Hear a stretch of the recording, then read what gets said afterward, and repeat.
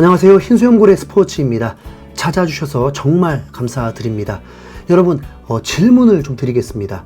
이반 토니, 에제, 네투 3명 중에 토트넘에 정말 필요한 선수는 누구라고 생각하시나요?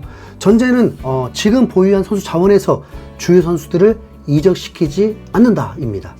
에제는 공격형 미드필더를 주로 맡으면서 측면으로도 활약이 가능한 선수입니다. 그건 메디슨, 쿨셉스키, 로셀소와 겹치게 되죠.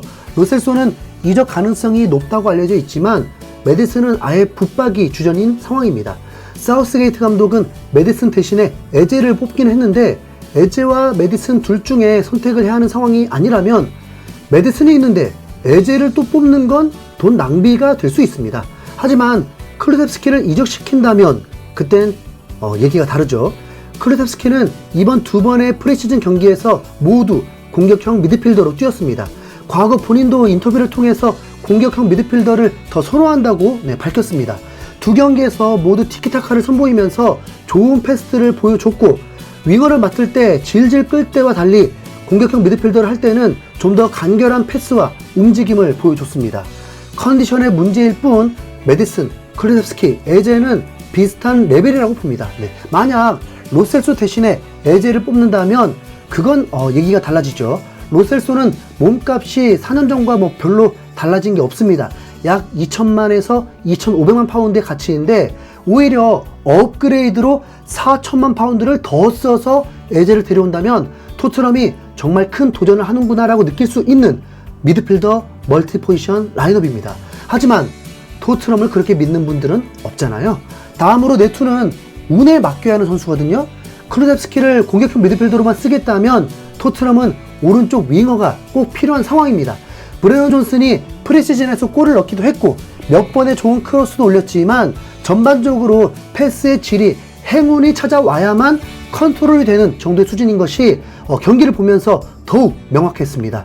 좋은 팀이라면 각 포지션에 전문적인 선수를 둔 베스트 11이 만들어지고 만약을 대비한 멀티 포지션이 가능한 선수들로 채워져야 하는데 토트넘의 오른쪽 윙어 전문이 존슨이라면 토트넘은 또 행운만을 바라야 하는 공격 라인업 수준입니다. 그리고 아직 클루셉스키를 어느 포지션으로 쓸지도 정해지지 않았고요.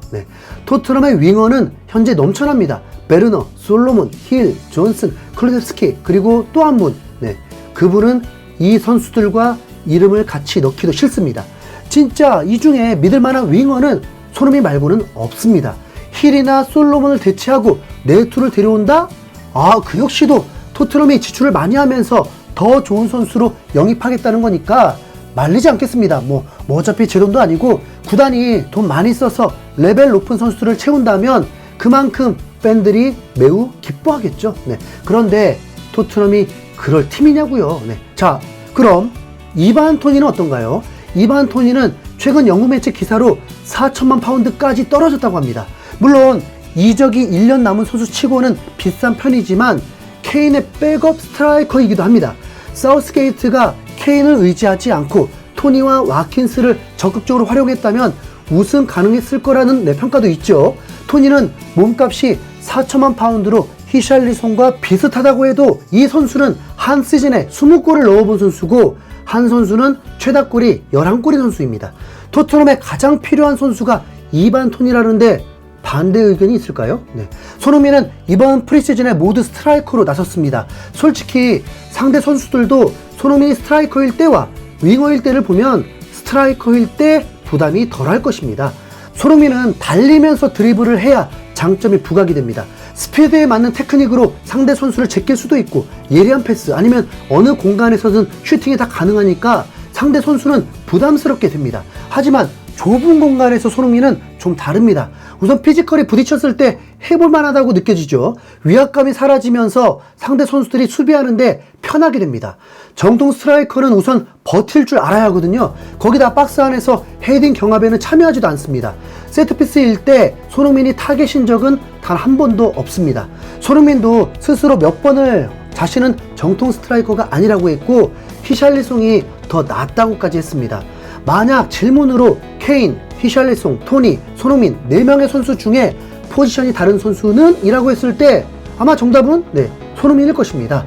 토트넘은 2반 토니 정도 되는 스트라이커가 필요하죠. 네.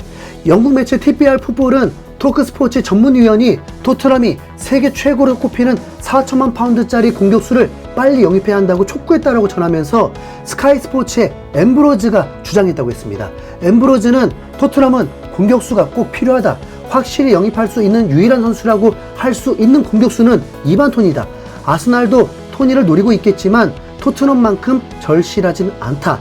아스날은 지난 시즌 EPL에서 두 번째로 많은 91골을 넣은 팀이다라면서 토트넘이 절실함 측면에서 아스날을 압도한다고 했습니다. 토트넘은 실제로 지난 시즌 득점, 실점 모두 실패라고 봐야 합니다. 득점은 리그 7위 수준, 8위 뉴캐슬보다 11점이나 적었습니다. 그리고 실점은 61실점으로 최소 실점도 8위였습니다. 에버튼은 51실점밖에 하지 않았거든요. 그러면서도 5위를 한 것이 신기한 거죠.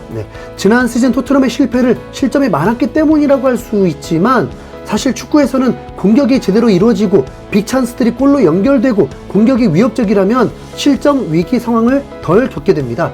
토트넘은 이번 시즌 점유율이 탑3급이었습니다. 그런데도 왜 실점이 많냐? 공격 중에 어이없는 슈팅이나 크로스로 오히려 바로 역습이 이어지는 상황이 생기고 공간을 너무 많이 허용하면서 실점도 쉽게 일어난 장면이 많았습니다. 다시 말하면 애초에 공격이 제대로 풀리고 득점이 더 많이 일어났다면 실점이 일어날 확률도 줄어든다는 거죠. 공격 과정만 좋으면 뭐합니까? 마무리가 되어야죠. 겨울 이적 시장 때는 영입도 빨라져서 뭔가 달라지나 싶었는데 지금은 별다른 소식이 없습니다. 오히려 드디어 정상적으로 이적을 시키는데 성공을 했다는 소식이 들렸습니다. 호이베르가 황희찬 이적설이 있었던 프랑스 리그 마르세유 유니폼을 입게 되었습니다. 정식 오피셜이 안 났지만 호이베르는 이미 프랑스로 떠나서 마르세유 팬들의 열렬한 환영을 받은 사진들이 올라오기도 했습니다. 이미 예상을 했었고 어느 팀으로 갈지만 궁금했는데 본인 입으로 우승을 원한다고 했었다 보니까 페네르바체로 가려나 싶었지만 우승 도전이 마르세유였네요. 마르세유는 실제로 파리 생제르맹이 음바페가 떠나면서 해볼 만하다는 의지로 우승 도전을 꿈꾸고 있습니다. 호이베르는 그래봤자 2천만 파운드 이하의 가치 선수입니다. 토트넘에서 호이베르가 주전인 것 자체가 높은 순위를 기대해서는 안 되는 거죠. 토트넘 팬들도 잘 보냈다는 입장입니다. 아스톤 빌라의 제이콥 램지를 데려오려고 한다는 소문이 있는데 그게 가능할지는 모르겠고 제이콥 램지가 토트넘에 절대적으로 필요한 자원인지도 모르겠습니다. 비수마와 교대할 확실한 수미 자원이어야 할 텐데요. 만약에 이번 프리시즌에서 아치그레이를 후반에 비수마 자리에 세웠다면 예상이라도 됐을 텐데 엔지 감독은 아치그레이를 수미도 아니고 풀백도 아니고 센터백으로 세워버렸습니다. 앞으로도 센터백을 한다는 건 아니고 엔지 감독의 의중을 아직 알 수 없다는 거죠. 그래도 센터백으로 세운 것 자체가 토트넘 스타일상 수미에 가깝지 않을까요? 토트넘만 이적 시장이 조용한 건 아닙니다. 경쟁팀들도 겁낼 정도의 영입을 하지는 않았습니다. 리버풀의 쿠보가 이적될 거라는 보도가 있는데 다행입니다. 토트넘이 아니라서 전혀 부럽지가 않네요. 그나저나 손흥민 프리시즌에서 골 못 넣었다고 어이없는 판단하는 분들이 있던데 아니 웃기려고 하는 말이죠. 손흥민은 올 시즌 왠지 더 좋은 활약을 할 것 같던데요. 월드컵, 아시안컵도 없고 그냥 토트넘에만 집중하면 되니까요. 이젠 토트넘 영입 소식 듣고 싶습니다. 알게 되는 대로 빠르게 전해드리도록 하겠습니다. 이상 흰수염고래였습니다. 감사합니다.